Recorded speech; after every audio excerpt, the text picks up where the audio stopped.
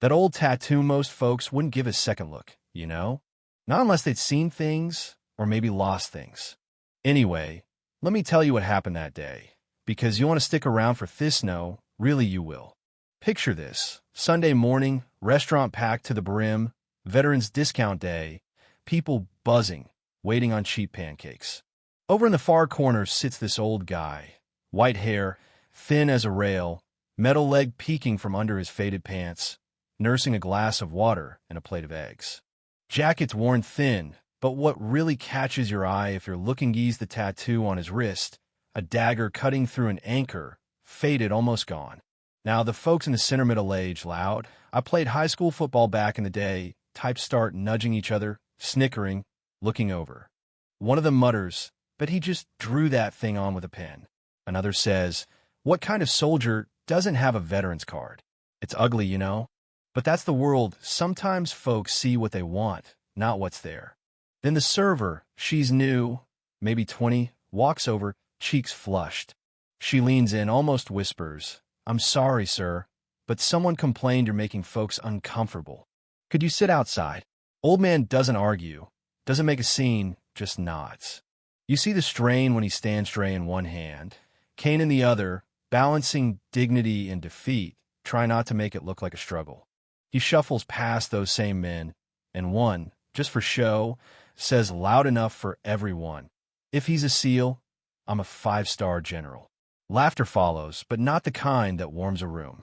The kind that stings. He doesn't look back, just a single tear slips off his chin onto the floor, and nobody stops him. Not even the manager, who glances over but then just turns away. He steps into the sunlight blinding, almost Harshan heads for the empty outdoor tables, the ones nobody wants unless they've got a dog or a habit. You know that feeling? The way a person can be surrounded and still invisible, pushed just far enough away to make everyone else comfortable. That was him. Each step, you hear the squeak of that prosthetic, a sound of battles most folks never fought. His pension barely covers rent, and he hasn't been able to fix the thing in years. The young waitress peers out through the glass, and you can see she feels it. Maybe she's the first. She watches the way he sets his tray down, settles into the metal chair, breathes in, steadies himself. That breakfast eggs and toast is saved up for, because today's not about a free meal. It's about something lost and someone remembered. See, Robert Ellis, yeah, the old guy was more than a footnote. He'd served with SEAL Team Bravo back in '69, logistics tech, deep territory stuff, missions so secret they never made news. Lost his leg in '71, landmine on the Laos border.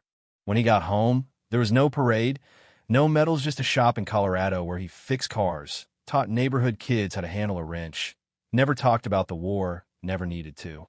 Only thing he kept was that tattoo and a letter from his old commander, yellow with age, "Thank you to the most silent soldier I ever commanded." Every year on Veterans Day, he'd pick a different restaurant.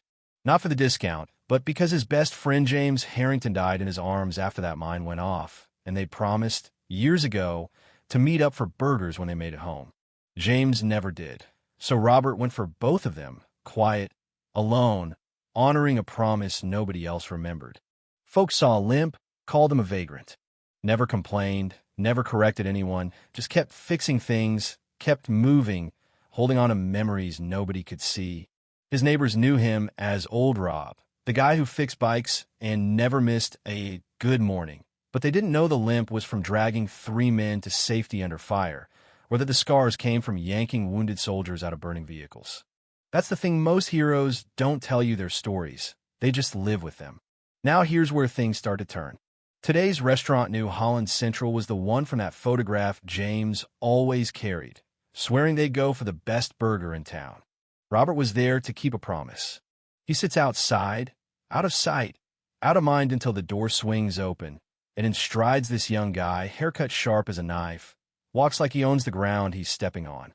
Jackson Miles, 27, Navy SEAL, home on leave, spots the tattoo, freezes mid-stride. He calls out, "Excuse me, sir, were you with SEAL Team Bravo?" The old man looks up, startled. "Long time ago, but yeah." Suddenly, right there in the middle of the crowded restaurant, Jackson snaps a salute, full military form, as if he's reporting to a general. "Sir, you're Ellis G7, aren't you? The one they talk about at training."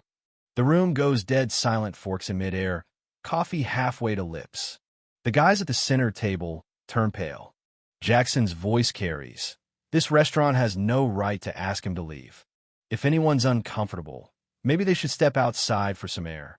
An older woman stands up, starts clapping, and the applause grows a whole row of people on their feet, some with tears in their eyes. Robert squeezes Jackson's hand, words caught his throat. "Thank you, son."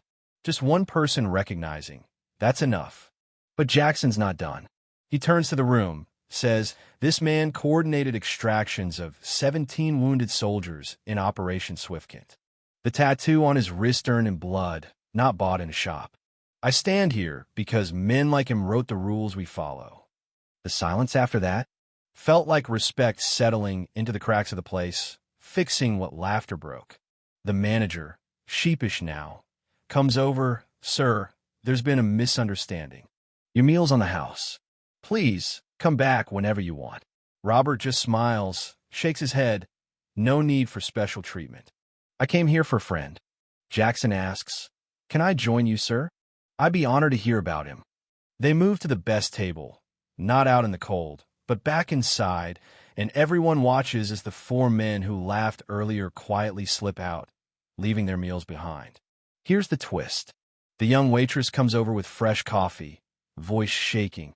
"I'm so sorry about earlier. My granddad was in Vietnam too. Never talked about it." Robert looks up, gentle. "What was his name?" She bites her lip. "James Harrington. Never met him, died before I was born." Robert's hand trembles as he pulls out a worn photo. "Your grandfather promised me a burger here someday," he says softly, and for a moment, you can almost see the past meeting the present, pain turning into something like hope. A week later, the local paper prints a photo. Jackson saluting Robert. Caption reads, "The old soldier and the salute that silenced a restaurant." Story goes viral. Folks come asking about Robert. Kids send letters. Teachers want him to speak at school. Jackson writes him every month. The next spring, the town holds a ceremony for silent veterans. Robert speaks for the first time, just a few words. "I'm not a hero. I'm just someone who tried to do the right thing." Jackson stands in the crowd, hand on his heart. Suddenly, Robert's shop is a place where old soldiers gather, swap stories, get things fixed for free, not just cars, but old wounds too. On Memorial Day, Robert doesn't talk about himself, just what it means to serve, to remember those who never come back. The tattoo becomes a symbol. A little plaque goes up at City Hall, reads, "Honor the quiet ones."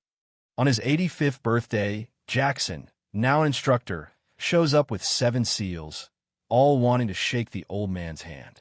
The waitress Sarah Harrington brings her family. Robert tells her he'd be proud to know his granddaughter met you. The town renames his street to Silent Service Way, not just for him, but for every quiet hero in the shadows. When Robert passes 3 years later, hundreds show up for the funeral, many wearing pins of a dagger through an anchor. Jackson and a half-dozen SEALs carry the coffin, military honors in full. The old prosthetic leg is replaced by a new one donated by a veterans group inspired by his story. On his stone, they carve, "His silence spoke volumes. His service changed lives." So, let me ask you, if a moment like this makes your heart stop, maybe it's time we stop forgetting the ones who gave everything and never asked for a thing in return. Now, you tell me, is justice done here? Or is there more we still owe? Drop your thoughts below. Tell me, what would you have done if you were in that restaurant? Let's talk about what real respect and community look like.